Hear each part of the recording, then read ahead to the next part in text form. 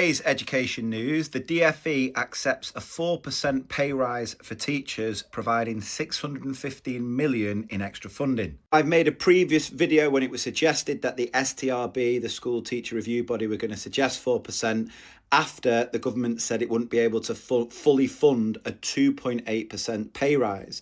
So an additional funding of 615 million is a positive thing. However, that doesn't mean it's going to be fully funded.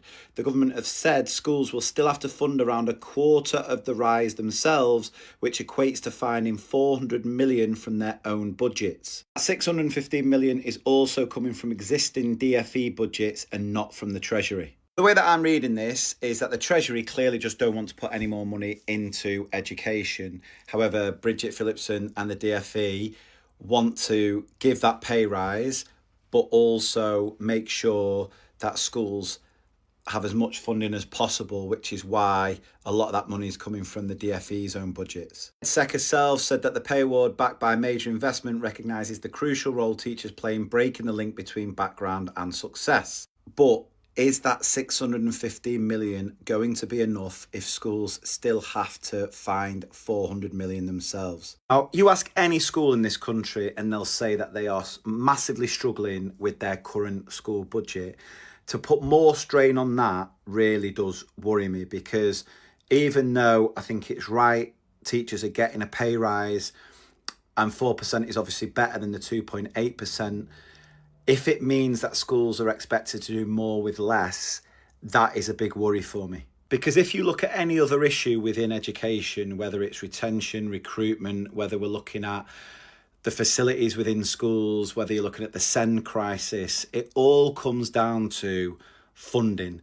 And so if we're going to be in a position where schools are having to make even more savings, it could lead to potential redundancies with a lot of support staff, for example, redundancies in teaching staff, and again, more pressure then put on those teachers in schools still working. Let's not forget that support staff have also had a 3.2% pay rise as well, and that will need savings of around 400 million. In a written statement to Parliament, Phillipson said she's asking schools and colleges to do their part in ensuring that we are driving productivity across all areas of the public sector. Schools will be expected to find approximately the first 1% of pay awards through improved productivity, the smarter spending to make every pound count. There will be those who say this cannot be done, but I believe schools have a responsibility, like the rest of the public sector, to ensure that their funding is spent as efficiently as possible.